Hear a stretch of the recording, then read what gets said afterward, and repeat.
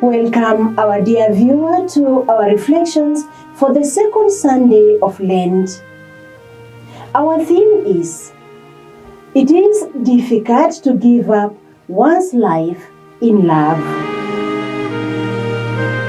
A reading from the Holy Gospel according to Luke. At that time, Jesus took with him Peter and John and James, and went up on the mountain to pray.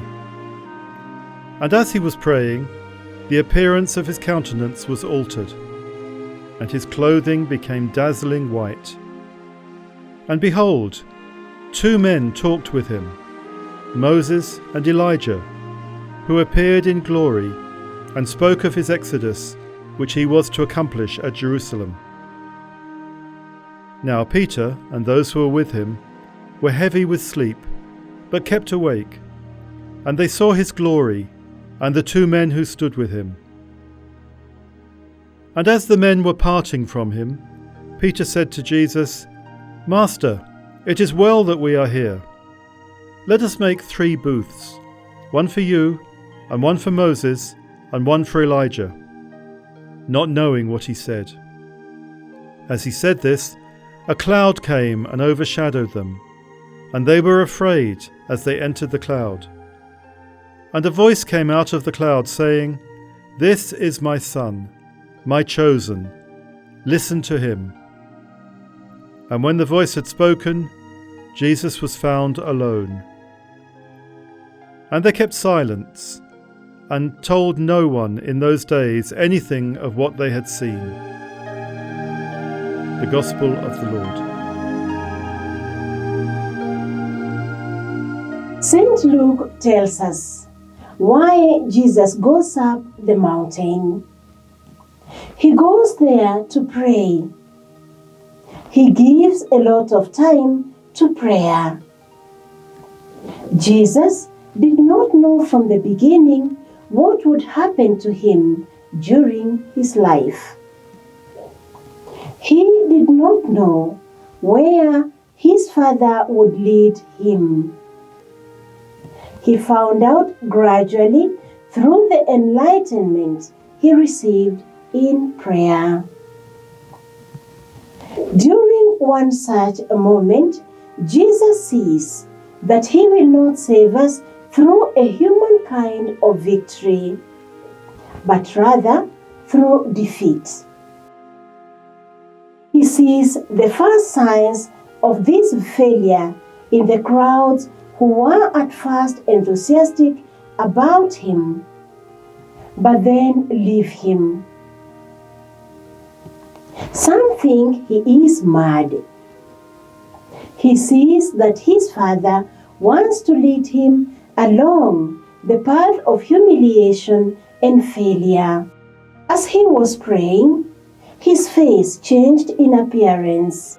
Luke does not speak of transfiguration, as do the other evangelists.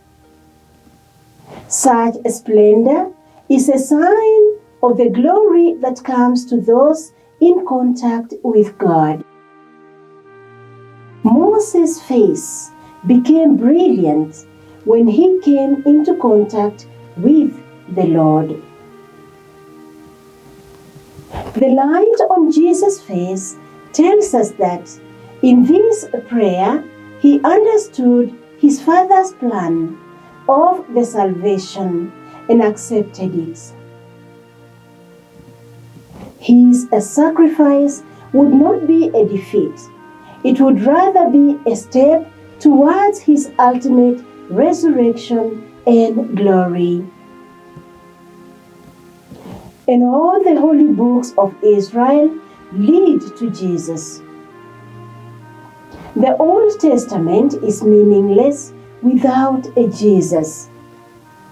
And Jesus himself, without the Old Testament, would be a mystery to us.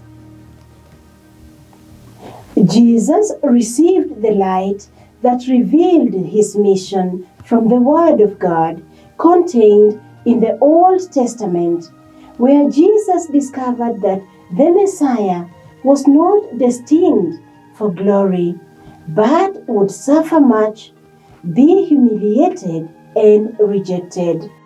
So says Isaiah of the servant of Yahweh. The purpose of the Old Testament is to lead us to Jesus. Whenever something turns up that has something to do with the passion and the death of Jesus, these three disciples are overcome by sleep. The same thing happens in Gethsemane. They fall asleep.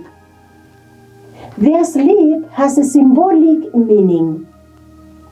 Its significance is in their lack of understanding of what is happening to Jesus. When he was working miracles or other wonders, or when crowds acclaimed him, they were very much awake. But when he begins to speak of giving up his life, of service to the poor, they refuse to understand. They close their eyes and sleep, and dream of applause and triumph. The three shelters are Peter's desire to prolong forever the joy he experienced during the moments of intense prayer with his Master. And sometimes, after a long dialogue with God, we too may not be willing to return to our ordinary lives. Its problems frighten us. But listening to the Word of God is not everything. We can't spend our time in the church. We must help the suffering and be close to those who need our love. After discovering the road in prayer, we must start along it. We must set out with Jesus and go up to Jerusalem with him. The Father proclaims Jesus his chosen one, his faithful and beloved servant. Anybody who wants to please God must follow him. Jesus, Divine Master, having received the message of your impending suffering and death, you accepted your Father's will generously. And may we learn from you to accept misfortunes of life with great faith, so that we may see beyond the pain and benefit from the good which you desire for us. Amen.